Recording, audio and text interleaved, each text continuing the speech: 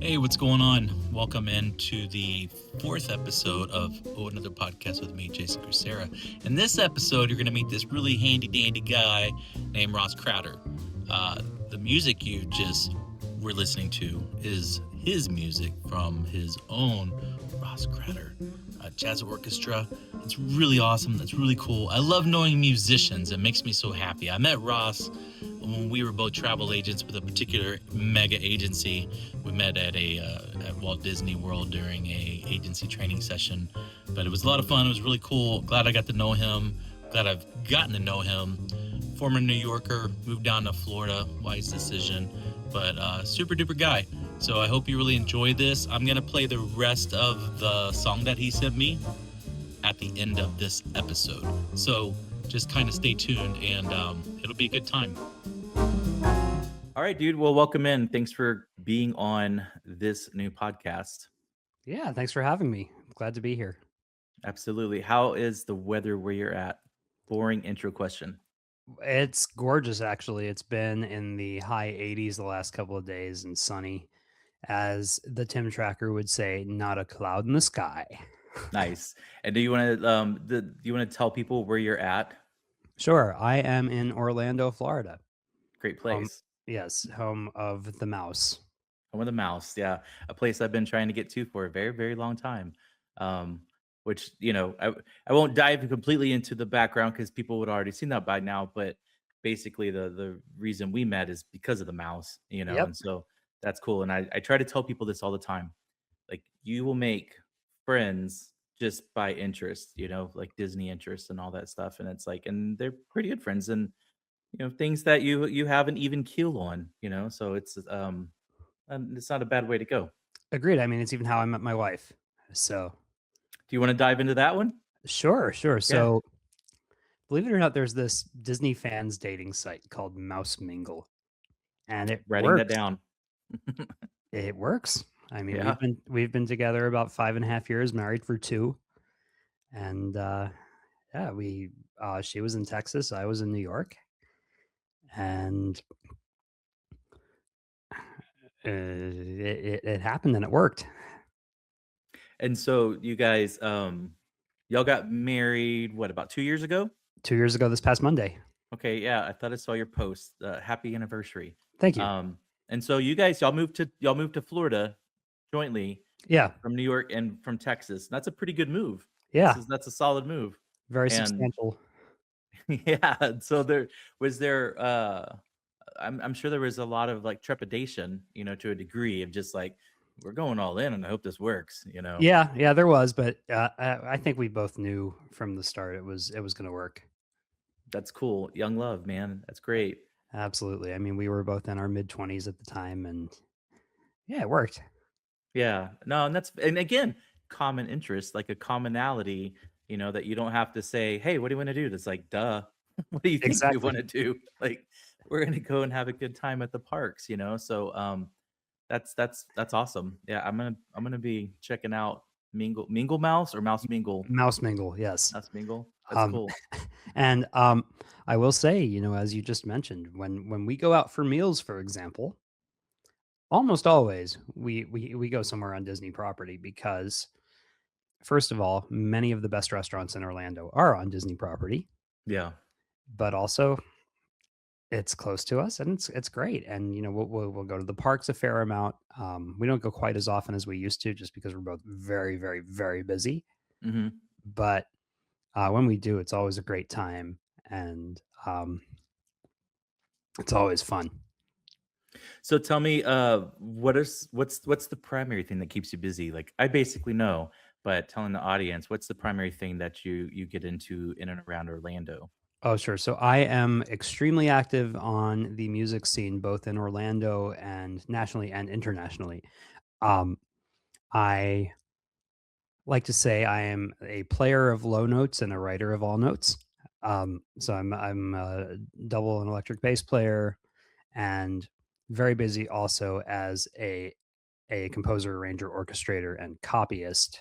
Um, I work with artists literally all over the world, um, getting their getting their shows ready, basically. And at the moment, well, can't really talk about that one publicly, but That's right. I'm working on some very big projects right now that will be very public very soon.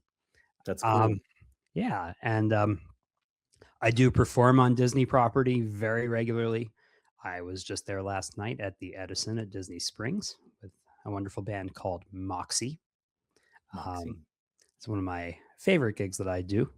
I'm also a member of the best party band here in Central Florida, the Leonard Brothers Band. And I do all kinds of other freelance work, lots of jazz gigs, lots of whatever else pays the bills, really. Musical prostitution, as we say. Um, so I play sometimes with Joey Fatone from NSYNC because he's local here to Orlando, and I sub on his band, which is always a blast. Um, I do Um, as I said, literally anything else. I mean, whoever calls, if I'm available, I'll be there. No, that's great. Yeah, I always see on your Facebook like you're staying busy all the time. You publish a schedule, and I'm just like, that's cool, man. I like that. I want to publish a schedule.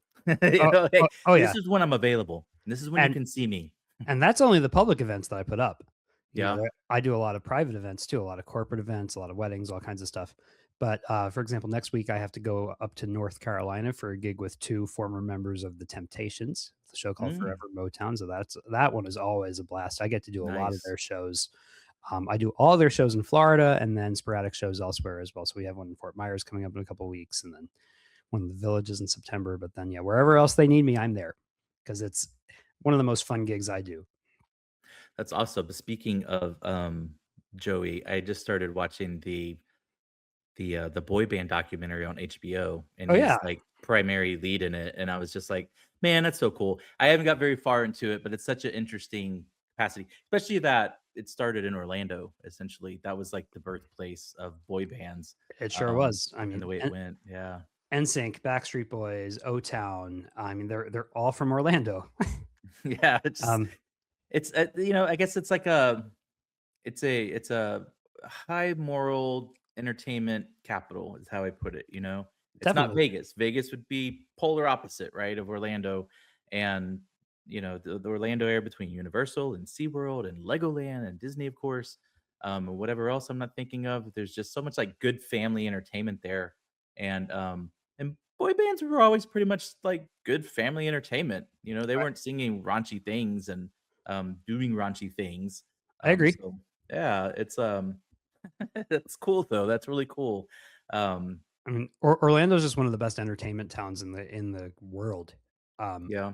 for those of us who work in the business, I mean, especially on the music side of things, even though it might be a B or a C level city as far as the big tours that come through, we have the A level players here because there's so much high quality work. Yeah, and I wonder if that's, it's like competition maybe like you just said, so, like, these A-lister entertainers, I guess, that travel the world, maybe they don't come as often because 'cause they're competing so much with what's already local. Would that be Right. kind of accurate? That's definitely part of it. It's also tour routing. You can't go through Florida. You have to go in and back out. um, True. Yeah. It's a so long that's part drive. of it too. Yeah, absolutely. I mean, you can drive 7, 8 hours and still be in Florida. Yeah, Um, it's like Texas, but I yep. think the drive's nicer in Florida, to be honest. I mean, I'll get slapped by some of my Texas brethren. I don't care. Oh, Um, I agree. It's much prettier here. um, it really is, man. It's like they're always like, Texas is like a whole another place, and I'm like, well, yeah, every place is a whole another place. It's like, yep. what's the difference? I have to like my son goes to school in Lubbock, and my oldest, and so from Houston to Lubbock, it's like 8 or 9 hours. I'm Right. not doing that. And No. it's like I went one time, and I was like, I'll be back for your graduation. It's just like way too far. I can drive to I could be in like Pensacola less than 9 hours from where I live. You Right. know, it's like, sorry, buddy, I'm going that way. So something that is part of your musical career, and I wanna we'll walk backward a little bit. But you've mentioned that you've worked as a musician on cruise ships before. Yeah, that was 6 years of my life. Um, How was that? it was very interesting. Um, Yeah.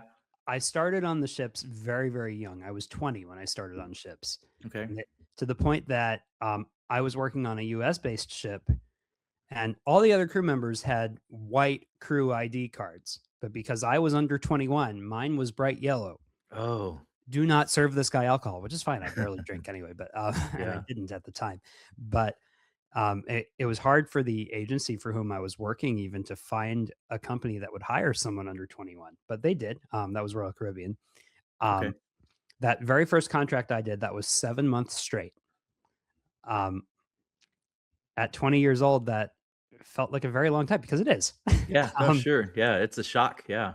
yeah, but it was that was a really cool experience for me. I got to work with amazing entertainers from all over the world. A lot of Vegas headliners, the original Drifters, a lot of impressionists, instrumentalists, Mm. comedians, jugglers. There's this guy Pete Matthews who's amazing, a juggler who uses the band in his show, and I worked with him many times across my 6 years on ships. He's wonderful. He's a guy from England, um, Mm.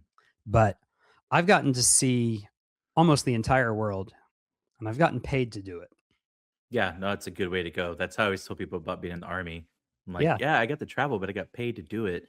And I always like the thing where people will sign up to do like exercise boot camp and they'll pay to do it. And I'd always say, like, well, I got paid.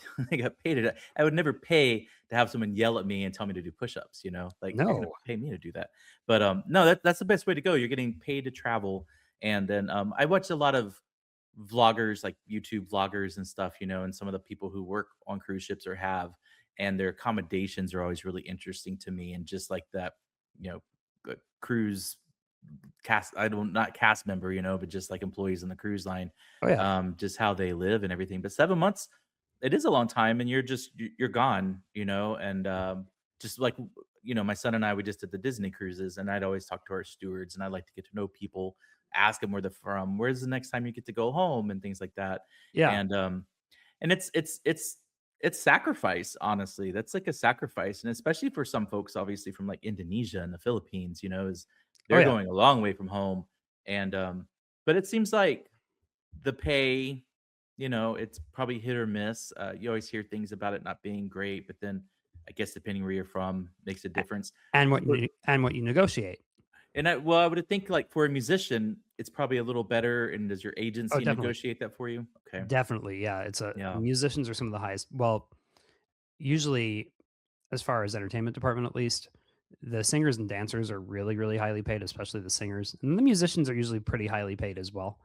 Mhm. Um, I loved on one of the ships I worked on, I was the musical director, so I was the manager for all the musicians on board, and I was an officer. Wow. Right Um, on.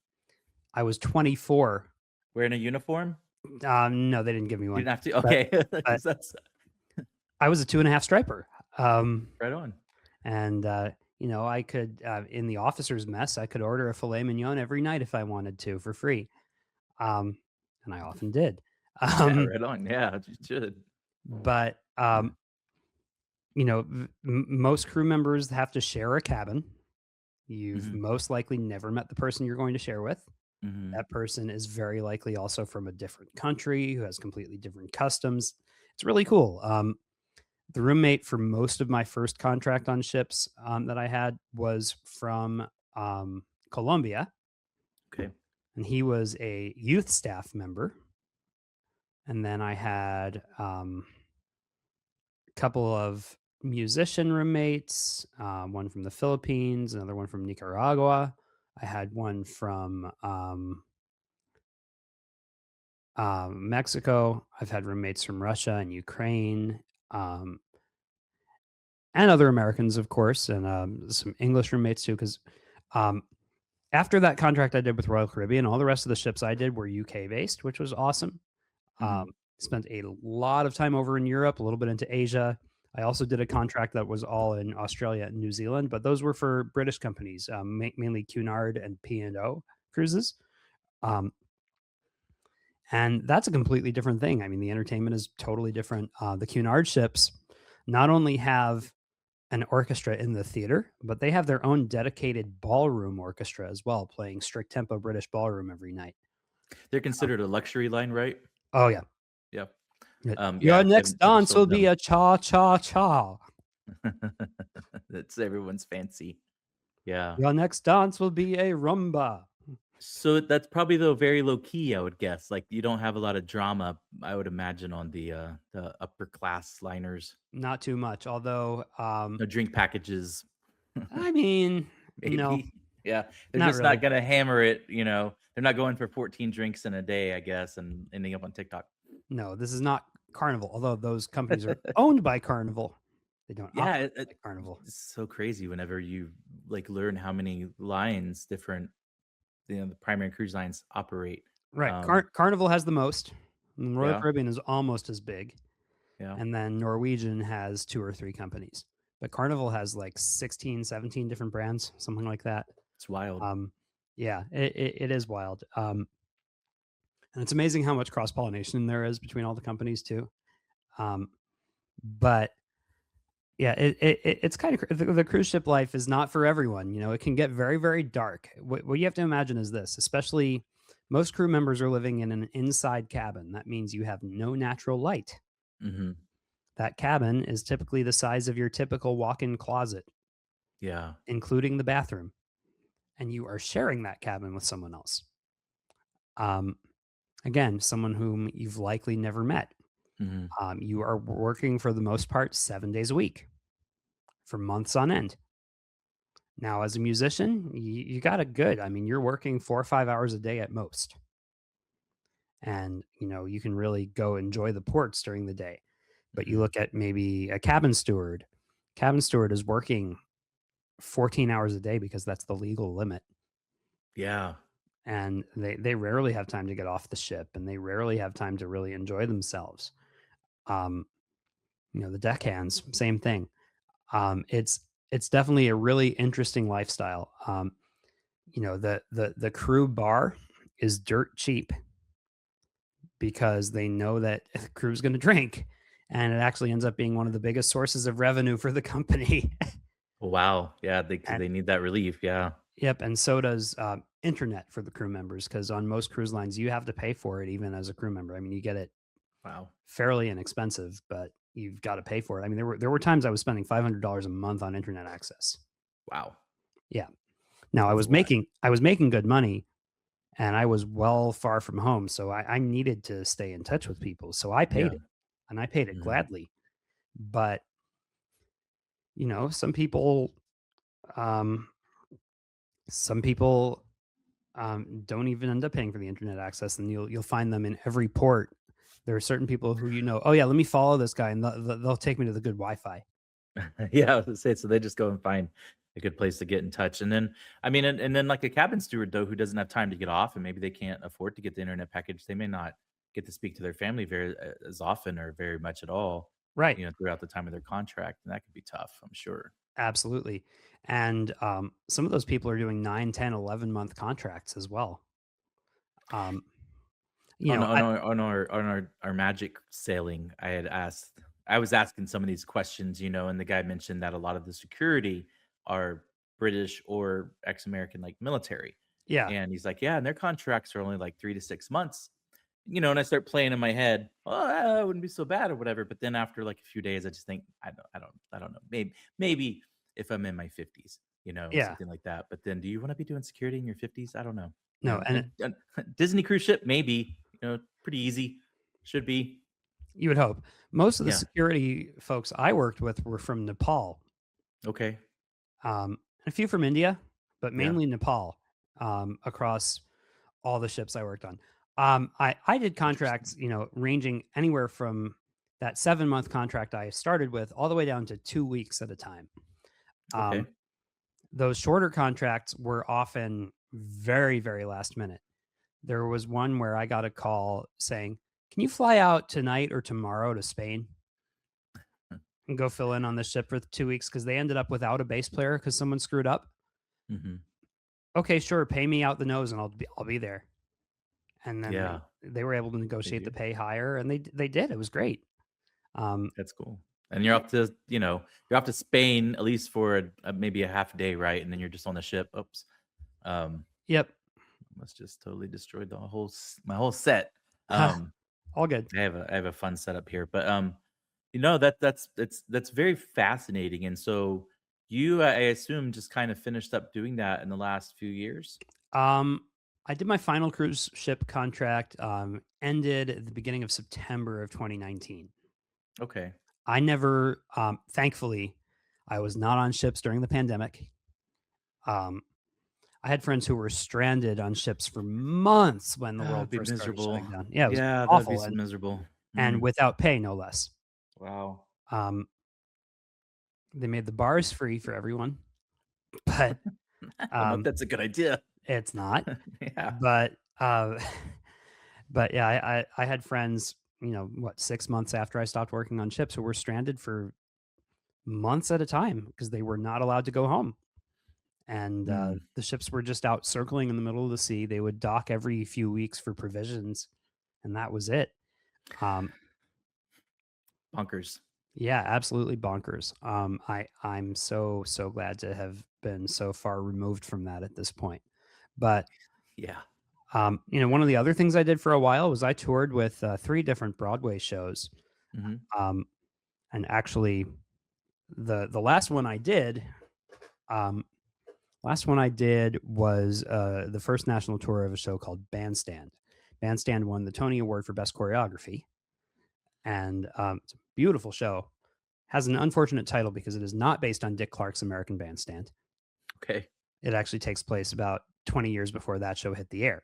Mm, Um, so the title didn't really make sense. However, great show, beautiful music, amazing dancing, very heart wrenching script.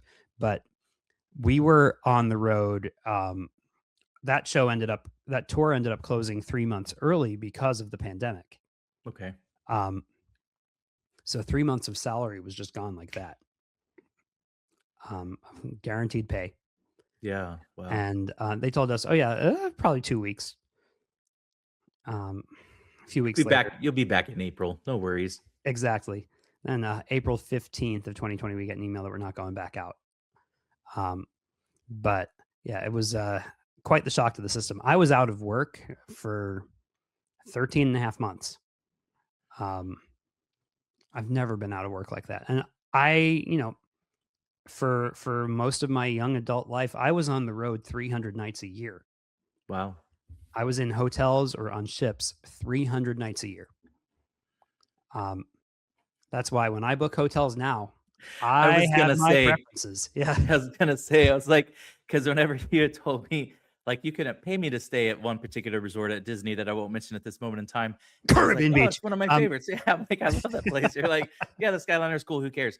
It's like, no, yeah, great case in point, because that you learn. I won't sleep on a cot. Like, Right. God forbid, I'd rather sleep on the ground. It's just like you get these experiences, and they're almost kind of like I don't want to say it's trauma inducing, but it creates a core memory that Oh, yeah. you want to avoid. You learn what to avoid. I won't stay in a Motel 6. I stayed in a Motel 6 at Anaheim one time. That was a Disney Good Neighbor resort. Total piece of shit. Like, Yeah. I tried to get it off the list. I was like, this place sucks, and it's still on the list. So don't Because stay there, folks. they're paying to be on the list. It's so bad. Oh my God, man. That- Like, you have to rent a microwave. Like, get out of here. I mean, that's literally all the good neighbor designation means, though. It means that they're paying. Yeah. I mean, they're supposed to be accredited in some way, shape, or form. And I think we're stricter about them here in Florida than they are in California, because Disneyland only has 3 on-property hotels. Yeah, And- that's kind of tough. Well, and some of the off-property ones are actually closer to the parks. Yeah. The Disneyland Hotel and the Pixar Place Hotel are a very substantial walk from the gates. Yeah, I'm staying at Pixar one night on this trip that I'm about to do, and they just announced that they're shutting the monorail down for renovations, and like right before, I don't know, something like that, and it's just like, come on, man. But, But honestly, though, the monorail there is more of a ride than a real transportation system. yeah, it's just for funsies. Yeah, and it's awesome. But it lets you off in Tomorrowland, which is really cool. Yeah, But for Disneyland, you want to go through that main entrance too. I mean, it's iconic. Yeah, the whole the promenade, right? Like The that just Esplanade, yeah. the Esplanade, yeah, that general area is just like walking into that space. You're just like, yeah, it's cool. It's very cool, and that's why I like to go to Disneyland. We've only been once, and this trip I'm doing solo with other travel agents, but Right. it's like it's a whole different gig, and I'm glad Completely. it's a whole different gig, and I hope that they don't try to mirror them up at all. No, no, You know, uh, we're diving off into some Disney talk, and that's totally fine with me. we But should. the new, yeah, like the new Cars space that's gonna be at Magic Kingdom, I was like, It's gonna be totally different. and I'm glad it's gonna be totally different. I was just like, but you got like a whole space out in Yeah, Anaheim. I And I'm agree. thinking it's cool to bring that, I guess, some kind of IP from it to Walt Disney World. But why kind of do an alternate of the ride you already have? Now you're gonna do this weird, I don't know, let's go off-roading. Well, Why? Like, I don't know. We'll see. it looks like it's gonna be fun. And Disney California Adventure is getting a completely different Avatar experience than what we have in Florida. Um, Theirs is gonna be based on Avatar: The Way of Water, Mm, and it looks incredible, and I really look forward to experiencing it. yeah. No, Um, those Avatar rides are amazing.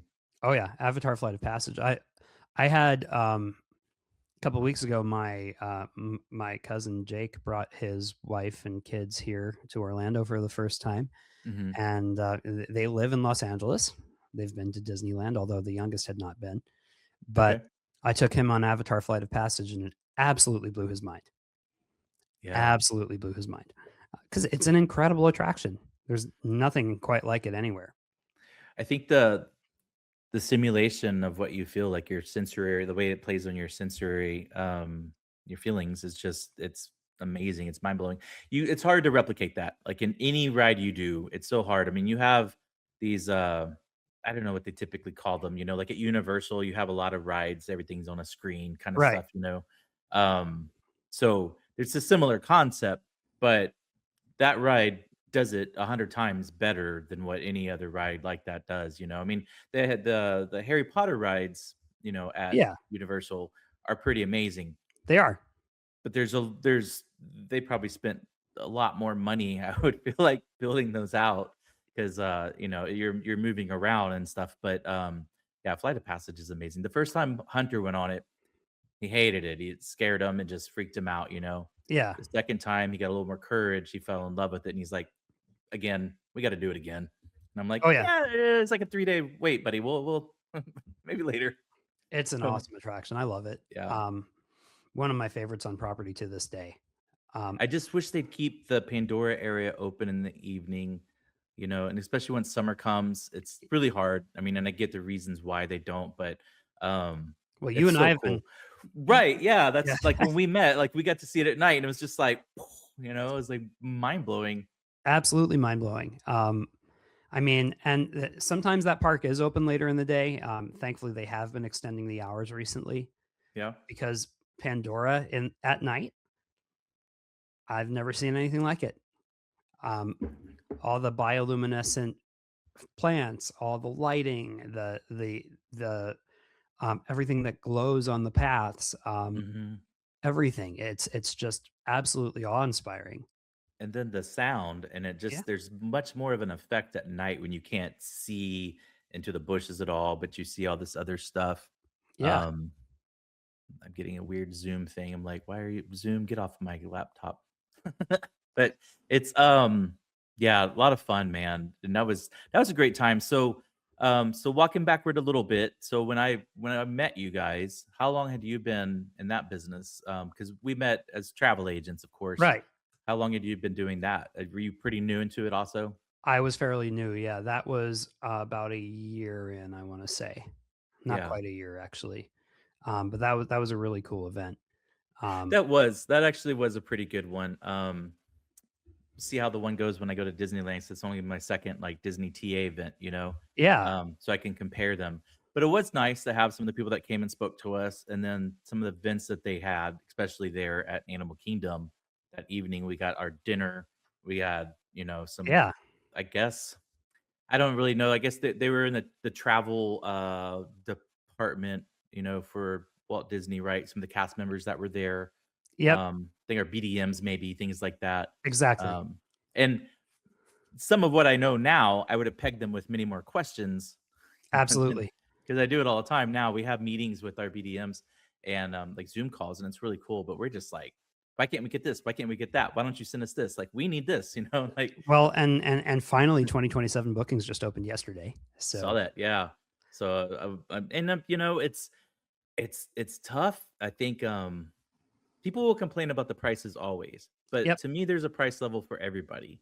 And that's what I tried to explain to some folks. Like, yeah, like you're gonna look and think like, yeah, it's pricey. I mean, the tickets are probably honestly the most pricey thing. They are. Um, but I'm not gonna get mad about that because I don't, for lack of a better term, I don't want Six Flags. Right. Hell, Six Flags is probably $90 a day anyway. But like, It's more you than that. want a quality place, and if you want quality, you're gonna pay for quality. You get what you pay for, Right. and I mean, think of all the live entertainment, think of yeah, all the character experiences, think of how immersive all the parks are, right? I mean, how at a clean six it is. at a Six Flags, you could be up on a roller coaster and literally see into a parking lot. Yeah, and then, have someone vomit on you. I don't know. Yep. Yeah, just Yep. the last time I was at a Six Flags, it's been a long time. And when I was a kid, we went to Astroworld here in Houston, and Yeah. it was solid. It was, the 80s, the early 90s, so it was solid. But they sold that and it's a parking lot now. They've never done anything else with it. And I know there's other Six Flags or whatnot, but the last one I went to was outside of Baltimore. And I'm traumatized from that day. It just trash I cans mean, are filling with bees. They're like, no, no. I will say I used to go to Six Flags Great Adventure all the time. That's the one in New Jersey because Okay. they had some amazing roller coasters there. Yeah. Um, one of which they just tore down. Boo. But but because that was the closest, amusement park experience, really, the good one at least from where I was living Mhm. on Long Island. There was a tiny little place called Adventureland that my neighbors growing up owned, but Cool. Adventureland didn't have any real rides per se. I mean, they had a couple really small kiddie coasters, and that was it. Um, so Six Flags Great Adventure, if you wanted big rides and things like that, that was the place to do it. And at one point, they had a Batman stunt show, and they had, but nothing compares to Disney. I mean, I first went to Disneyland when I was 2.5, Mm. right? Because my uncle lives out in Los Angeles, and we went out for his wedding. And my parents took us to Disneyland, of course, because I was 2.5, my brother was 4 months old, Why would you not? and yeah, exactly. And my grandmother came with us. I mean, still have some very fond memories of that trip. Planted Um, the seed. It's nice. oh yeah, and we first came here to Walt Disney World when I was 7. My brother was 5. We stayed at Disney's Polynesian Village Resort, Mm. and that resort still holds a very special place in my heart, as it always will. It's incredible, especially the new Island Tower. But Yeah.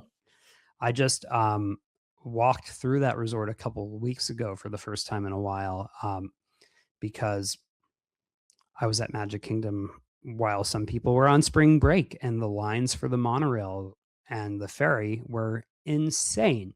Yeah. So I took the resort launch boat over to Disney's Polynesian Village Resort so I could walk back to my car at the Transportation and Ticket Center. By the way, if you're a local, the Transportation and Ticket Center will be the bane of your existence, and it will be why Magic Kingdom will be the park you go to least frequently. Is it because of kind of the pain just to get to Magic Kingdom from Yeah, there, and also like, I it mean, takes paying for parking initially too, I guess, but everyone is, or well, it takes at least an extra half hour, right? Because yeah, the Transportation and Ticket Center itself is a mile and a half away from the park. So when you put Magic Kingdom into your GPS, that's where it's going to take you, as it yeah, should. Because Walt wanted a grand reveal. He didn't want it to be like Disneyland where you could drive right up and park right there, right? So um, he intended for the first time you see the park to be from the water or from the monorail. Um, and I love it. which Um, yeah, it's cool, yeah, and it is. That is. You're right. It's such a grand reveal. Like the moment you kind of crest around to where you can visually see it. I mean, you probably experience it though when you are riding the monorail and you're coming around. You'll hear oh, yeah, people the first time they've been there just like freak out. And exactly. I think that's cool. It is. It's incredible. But, Yeah. you first have to park, and then you take a tram or walk from your car to the Transportation and Ticket Center itself, where you go through security. And then you have to get on either the monorail or the ferry to get over to the park itself. And it's a whole process. It takes, as I said, about an extra half hour. Yeah, and if it's your first time, you're lost. I mean, there's no way around it. You're gonna be kind of lost. You're gonna walk up to like the wrong side of security, and someone's gonna be like, "Ah, over here, folks," and you're Yep. just gonna be like disoriented. And and I don't think they do a bad job. It's just it's big, it's complicated. They have It's how many yeah. visitors every day? Like 50,000. I don't know, something A like that, Magic right? Kingdom holds over 100,000. So every day Yeah. there's gotta be, I mean, if they were at half capacity, it would be like 50,000 R visitors, right? right, and it's usually a lot more than that. So Um, it's yeah, you're handling a small town on a daily basis into this spot, and you're transporting all of them there. It's yep, pretty cool, a little it's efficient. incredible. It's Yeah. incredible. I mean, the way that Disney runs everything is mind-blowing. I mean, the Walt Disney World itself is the size of San Francisco. And whenever there's like a little problem, people tend to turn it into a mountain. And that Yep, always boggles me. I'm like, bro, like, do you realize how many people go, how busy they are? And everything's nonstop. I mean, everything always looks good. There's always going to be a cast member holding like 50 balloons somewhere nearby. There's going to be, I mean, everything's going to be in the place that you expect it to be. yep, And the quality is always going to be here. Cause if it goes down a little bit, everybody freaks out. exactly. So, yeah, like it meets your expectation. I think that's fair to say. Like, Oh, so yeah, for the money that you pay to go, it's gonna meet your expectation. And if it's not, maybe you're just living with really ridiculous expectations, right. as a person walking in there. I don't know. And some people I'm sure do, um, have some it's like I think the people that maybe rent the like when they go on a cruise ship and they get like the very top of the line suite that costs as much as the house or something, and I Yep. always think like they wouldn't offer it if someone didn't buy it, if they didn't have the money to do it, I guess. And those people are probably hard to please, I would think. Oh, definitely. But, Disney has those types of guests as well. I mean, there are some suites at some of the deluxe resorts that will I mean, the pricing will make you shit your pants, but it's Yeah. worth it. It is Yeah. absolutely worth it. And then, staying club level is worth it. Getting a VIP tour is well worth it, as you Yeah. know. Yeah. I mean, it's and actually VIP tours can be added to packages again now, which is The really cool yeah. too. So Um, with that was the thing they used to do, and they took it away and they brought it back? yep. Okay. Yeah, that was went away with COVID. And so Yeah, so folks out there, whenever you see this, and if you wanna get a booking, you can call me or you can no, call no. someone else. No, no, no, no, no, no. You call you. Call Yeah, you. call me first, and then we'll splice it out. But, Jason with Wanderkeep Travel. yeah, and so, yeah, when we do our Disneyland, I'm got that's the only reason I did the Pixar place. I got this really cool rate Yeah. for club level Pixar place, room, and it was just too hard to pass up, and then you see all these extras that you get, like, there's a special room, club level room that you can go to and have snacks all day and foods and Yep. coffee and entertainment, and then rub elbows with other cool club level people, I guess. I mean, Um, at that resort, they have Joe Gardner from Soul playing piano. that's How cool crazy. is that? Yeah, like, how's that work? He's I really saw a playing. video of that and I was like, "Is that a animatronic?" It's a guy who's, like, It's it's it's him. really, like, the basic character on, I guess, or they imported a guy named Joe Gardner, or did Disney create him? Disney created him. Should we not destroy the magic? Let me figure it out for myself when Character I go. integrity. Character integrity. Um, Are you real, buddy? As real as you, yes, pal. he is. He's a real Make it away music from me. teacher from New York City. That's cool. Yes. What a great movie too. Soul is like One of my that favorites. shot right up into my probably top 3, I think. I don't know, maybe top 5. It's hard. It's really hard to rate your favorite Disney movies. I agree. Zootopia 2 is like up there for Hunter and I right now because just it's solid. Yeah. Um I mean, it's Soul is just so beautiful. And yeah. having grown up in New York as a jazz musician, the club on which the half note is based is the Village Vanguard. Village Okay. Vanguard is basically my second home. Okay. Every single Monday night since February 7th, 1966, one single band has played there. Hmm. Currently known as the Vanguard Jazz Orchestra, previously the Thad Jones Mel Lewis Orchestra. Um, there are members who have been in the band since the mid 70s. Wow. Um, best big band of all time. And from the time I was 14 all the way until I moved to Florida, basically, I went Mm, every single Monday when I was available. that's cool. So I've seen that band live well over 500 times. Wow. I've gone to see other bands in that club, of course, as well. It's the best jazz club in the world. It's been open since 1935. Um, and it's an acoustically perfect room. Um, and it's just the most incredible place to hear live music. But the shots of the half note, it's the Vanguard. And they even thanked the Vanguard in the credits. They went there um, to do research trips. It's the Vanguard. And Wow. um, so I felt like I was home when I was watching that movie. Um, it was absolutely beautiful. Spoke to Absolutely. you. Oh, Yeah. yeah. Um, Something people don't get, I think, either, and I don't understand how they can, is like how some Disney movies can do that, or just moments like in the parks, or absolutely. shows you grew up with. Like if you grew up watching the Disney Channel, and when we could have it, we'd have it, and I'd watch some shows. But there's generational kids who grew up on certain shows on the Disney Channel. I Yeah. know they just had like a Disney Channel like celebration out at Disneyland in the Yep. last week or something like that. I was watching a streamer show some of that.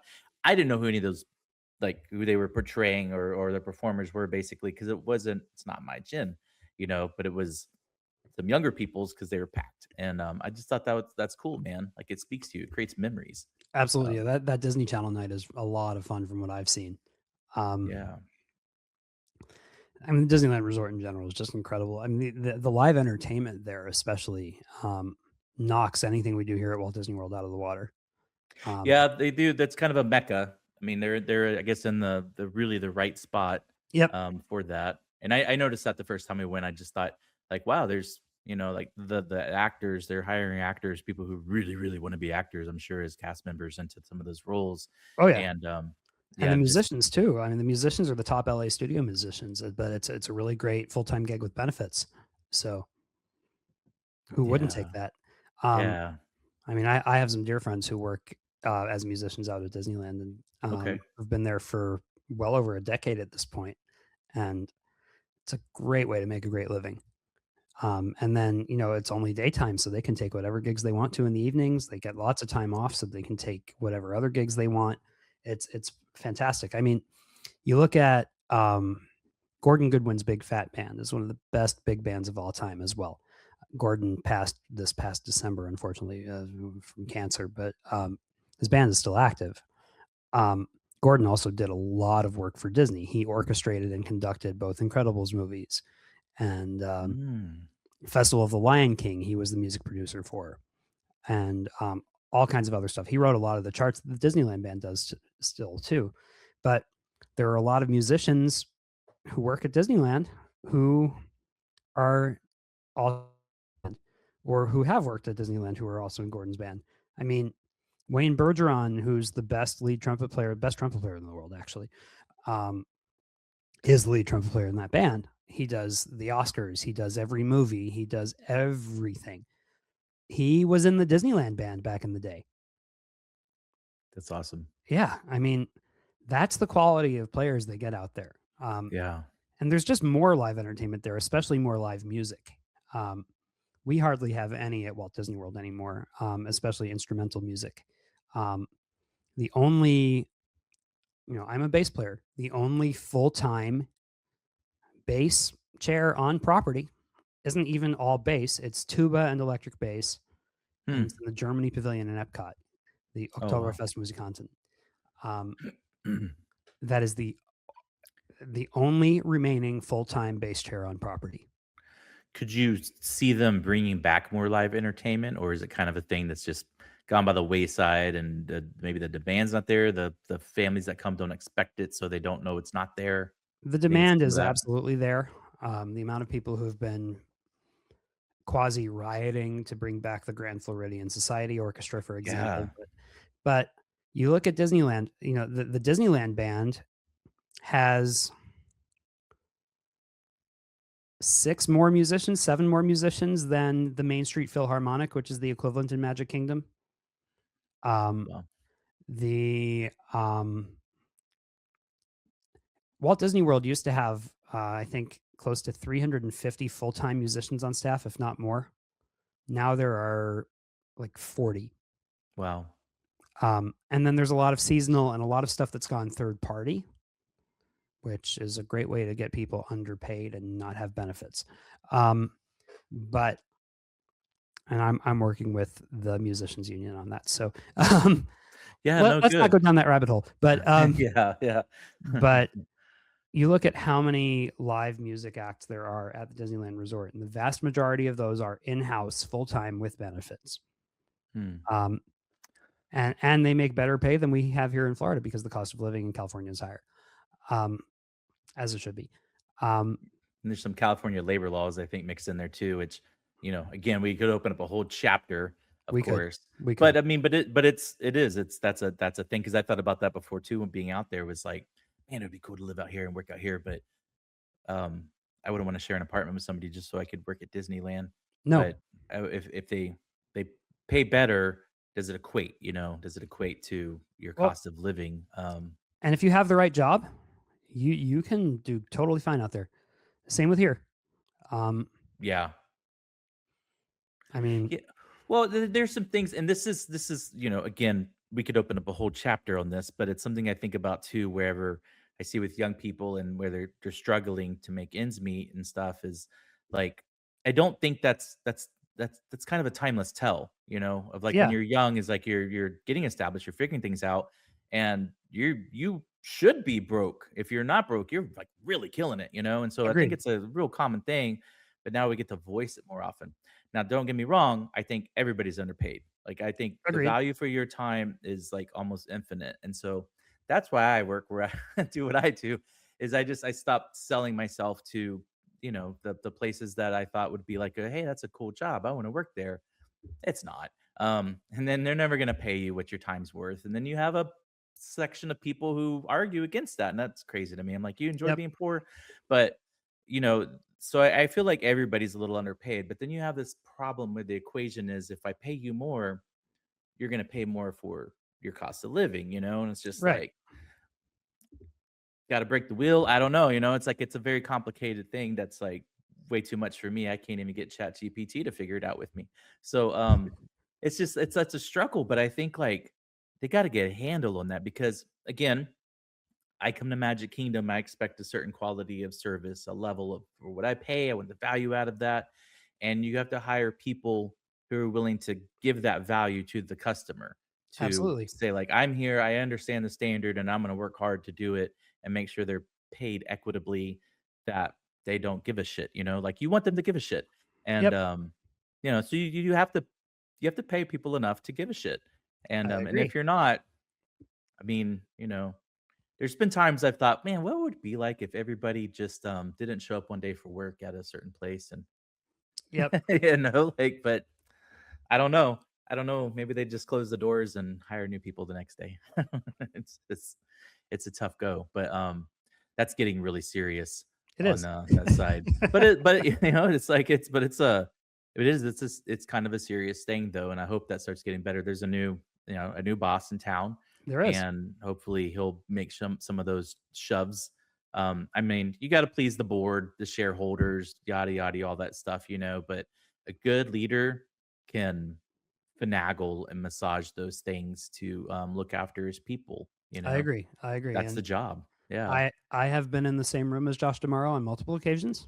Hmm. Um, one of the really cool things I get to do is play a lot of really cool, events at Yeah. Disney. Yeah. And once I got to play the Disney Global Leadership Summit, which was in the World Showplace at Epcot. It was a really fine dinner. This was during the Bob Chapek era. Say what you will about him. I mean, I don't have kind things to say about him, so I'm going to keep my mouth shut. But he was the first person to walk into the room. And he was there. Josh was there. He was head of parks and resorts at the time. Kevin Feige from Marvel was there. Pete Docter from Pixar was there. Jennifer Lee from Disney Animation. Every high level executive, every arm of the company was there. And it was just incredibly cool to be in that room with them. I mean, Sure. I'm on stage, I'm playing with a killer jazz band, and literally right in front of me is Pete Docter or Josh or any one of them. But Josh is a very stand-up guy. He is very passionate about both guest and cast member experience. Um, so I'm excited to see where the company goes under his leadership. Yeah, he comes off that way. He just does. He's always presented himself that way. And I mean, I think the dilemma for any CEO of a large company is balancing that hat of the the board and we got to turn profit. Um, and taking care of your employees, because your employees, just like so when being in the military is you have to take care of your soldiers if you want Yeah. them to do their job and do Yep. their job well. And it's just the same concept. I mean, I feel like that's such a basic tenet of leadership and managerial experiences or whatever that it blows my mind if I'm ever anywhere and a manager doesn't get it. I'm like, were Yep. you born yesterday? Did you fall into this position? Yep. It's just shocking sometimes, and you probably experienced it. And I would imagine even working on cruise ships, you'll experience people who you just wonder, like, how did you get to the place you're at? Because you have Oh no yes. business managing people. Um, yeah, and it can be a tough haul. Absolutely. Absolutely. Yeah, there are definitely a lot of people I've worked with who were along those lines. And thankfully, I don't work for those types of people anymore. Yeah. I value my own sanity and happiness a lot more than I value um, other things about my life. Hmm. Um, and I'm really lucky in my music career. I work for people who respect what I do, who are super professional, who pay me what I ask for. They pay me in a reasonable amount of time.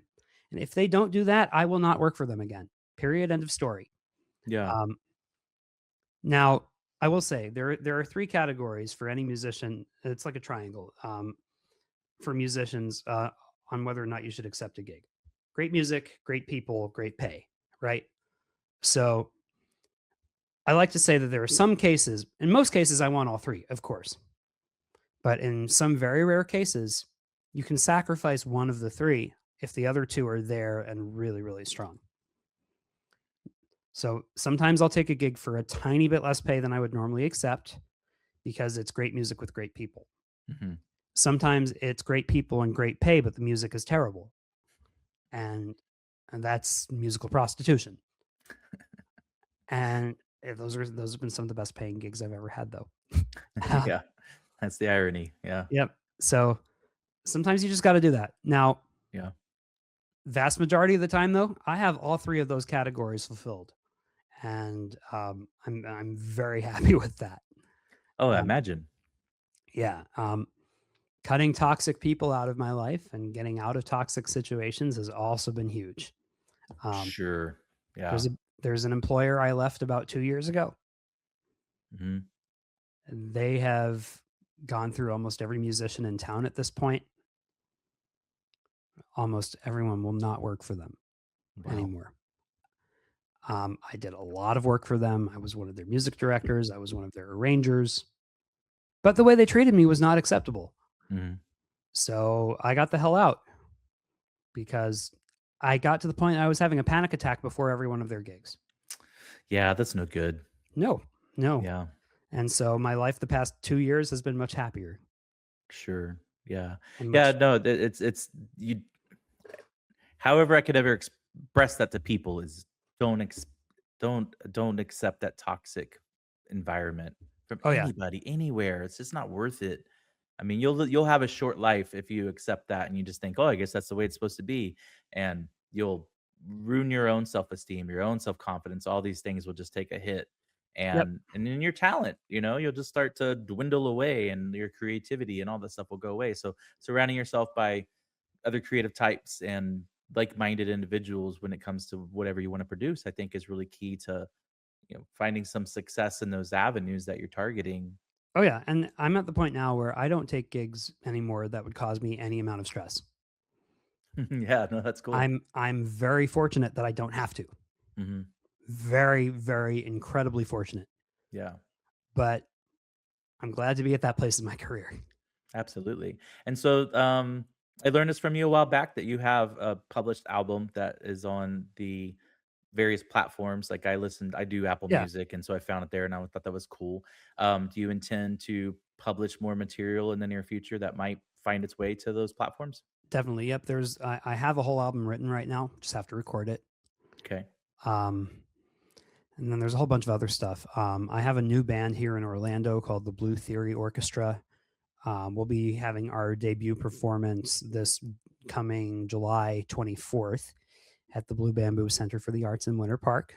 If you go to my website, the link for tickets is there. And on all my socials. Definitely really excited about that. That is a 10-piece, we call it a little big band because a full big band is 18 players. That's really expensive. Now, I've had my own full big band since 2010 in New Hmm. York, and I do intend to continue to do things with that band. I just lose money on every show we do. So, but the Blue Theory Orchestra here in Orlando is a very exciting new project. Actually, if you look at my YouTube channel, we have a whole bunch of videos up there that we shot last May. And I'll make sure I link those. We'll get together and send that stuff to me, and I'll link it. I'll link it in the details. yes, in the show notes. Yeah. Um, yes, everything will be in the show notes, folks. Hmm. But yeah, if you look at my YouTube channel, there's some great video of that band. Very proud of that project. It's all original arrangements with the very best musicians here in town. And as I said earlier, there are some incredible musicians here in Orlando, and I'm really lucky to work with the very, very best. Really, really fortunate. Very, very lucky. How do you find each other? A lot of times it's just people I meet on other gigs. And sometimes if I need someone and I can't fill a chair, I'll ask for recommendations. For example, the baritone saxophonist who plays in that band just came very highly recommended to me by several people. And he's become one of my first call musicians now. But the rest of them were people I had worked with on other gigs. Cool thing is I work a lot as both a sideman and as a leader. So I work with different musicians all the time. I mean, there are a lot of gigs I'll do where I don't know anyone. Or where I know one or two people and then everyone else is new to me. I worked with a band this past Saturday where I knew the keyboardist and the trombonist, and then everyone else I had never met before. Okay. There are gigs I'll go on still to this day where I know nobody. And those can be some of the most fun gigs I do. Yeah. It's really cool. So, like playing music like that, I mean, is it are there a lot of common songs that you're just expected to know? So, like, if this band, a particular band you're playing with at a certain gig, it's like, do they let you know in advance this is the kind of music we play, or do they give you Yep. a set list so you know what to play coming in? And because I mean, I guess it would be really awkward if you're up there and they're like, "Hey, we're gonna play this," and you're like, "I don't know that song," and they're like, "Ah, get the hell out." I Well, mean, it's any combination of those factors, right? So some bands will provide you with a full set list. On a jazz gig, a lot of the time you're just calling tunes because they're called standards for a reason, right? There are all these tunes that people just know, um, hundreds, if not thousands. So I have a repository of probably 2,000 different tunes in my head between jazz and top 40 and everything else. wow. Um, but also, some gigs I do are sight reading gigs where they'll just put a book of charts in front of you, count it off, and you're going. That's actually a lot of what cruise ships are. Okay. Vast majority of the gigs on ships, like when a guest entertainer comes on, you're going to run the show down once during the day. And sometimes you don't even play through everything. And then you have the two shows that evening. And most Mm. likely you've never played with that entertainer before, and you've never seen those charts before. So I've made a huge chunk of my living sight reading. But yeah, a lot of gigs there's a good book of charts. So and they the bands have their arrangements that they work with, and that makes it a lot easier. Okay. A lot of the weddings and stuff like that, the top 40 gigs, you're just expected to know all the material. Yeah. Now, if there are special requests like a first dance, anything like that, the band will learn that for the gig. And you may run it at sound check, you may not, but you're expected to know the song cold. How good does it feel when someone calls you out of the blue and they're like, "Hey, man, we have this thing going on. Can you come join us?" Feels great. Really feels great. Especially if it's someone I've really been wanting to play with, which has been happening more and more lately. I've been getting a lot of the calls that I've been wanting for a long time. Cool. Yeah, I mean, I've been working professionally in music since I was 14, right? And so I've had a I've got a ton of experience now. Um, I'll be 33 later this year, this summer. Um, so, but yeah, I've been working professionally now for 18 years, um, in every sort of situation. But every gig is different. I count Mhm. myself very lucky that I've gotten to play a lot of songs with their original artists. And that always brings me so much joy. One of my I bet. favorite artists to work with is Jay Siegel, who's the original singer of The Lion Sleeps Tonight, Mm, um, the Tokens. So he still performs with the Tokens. He still does that song in the original key from 65 years ago and still absolutely nails it. Um, that's he amazing. he also still brings an incredible energy to the stage, and the guy's in his 80s. Mm. I've played with Joey D, who did the Peppermint Twist, right? Hmm. Goes like this, the Peppermint Twist, and he's still jumping around. He's in his 80s. That's crazy. Original key. It's Hmm. incredible. Yeah, I've played with, as I said, a couple of the guys from the Temptations. I have the biggest grin on my face when I'm playing My Girl with Two Temptations, right? I bet. Think of how many times I have played that song in my career, probably thousands at this point. Yeah, And playing it with those guys, though, is the most rewarding thing. sure. Um, it's incredible. Playing songs with their original artists, there is nothing like that. And then I've played with some of the biggest legends in jazz, and I've studied with a lot of them too. But I've gotten to perform with some of the biggest names, and it just brings so much joy. Yeah, no, I Um, can only imagine. yeah, it's incredible. There's nothing like it. Well, very good. Do you ever see yourself going back out onto the road again? Not full time, unless I'm making ridiculous money. Yeah. I mean, being married now and we've got two wonderful dogs and everything, I don't like being away from home anymore. Um, Yep. so you have to pay me ridiculous money to get me to go away from home for a long So you time. hear that, folks? Pay attention. And luckily, vast majority of the time, I get the money I ask for. There is a floor. Yeah. We're not going under it. There's no basements here. No, we don't have basements in Florida. The water table's too high. Yeah. Yep. Okay. Well, I think we'll wrap it up. Um, I've enjoyed learning more about you than I knew before we started talking. And that's what I always want to do here and stuff. Is there some things that you would like to add before we cut strings? I think we've been quite exhaustive at this point. Um, Yeah. but I what I think is that we're gonna have to have a Disney, like just a straight up Disney episode yeah, sometime, anytime. Let me know. because I think that's fun. And Maybe do one live from Walt Disney I World. mean, I just think it'd be fun. But this for me is always fun. And I hope for other people it's fun too to learn something about someone that maybe they've never seen or heard from before, but now they have, and maybe you get a few more listeners, and I think that would be outstanding too. Absolutely. Well, I've had a blast. Thanks for having me. For sure. So keep doing great things in the Orlando area. One of these days I'll get out to see you play live. Oh, you will. Crossing fingers. Yeah. It's I'll a be matter there of in when now. July. Yep. Yeah, we'll be there in July. So Are you here that last week of July by any chance? no, it'll be the Uh, beginning of July. I made this decision, crazy as it is. I'm like, I want to be at Disney World for the 4th of July this year. It's America's 250th. And it's to fun. me, not to drag this out longer, but to me, Disney is America, Yeah. and I don't know what could be more American than that company, that corporation, but its brand and everything that falls under it. So if anybody wants to challenge me on that, we'll go. We'll go.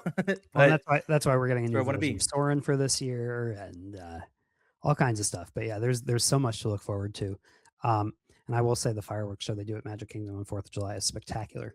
Yeah, I think we're gonna be in the park July 3rd for Magic Kingdom because they'll do it 3rd, 4th, and 5th, right? Just the 3rd and 4th And usually. okay, so and I just because I feel like I'd imagine on the 4th Magic Kingdom is just like wall to wall, you We've done know? it. We've done it before. It's great. Yeah, I have a precipice, and we'll see if I go past it. But Yeah. but yeah, we'll talk about all that stuff, man. But yeah, again, thanks for coming on, and we'll catch up again soon. Thanks for having me. 1, 2, 1, 2, 1, 2, 3.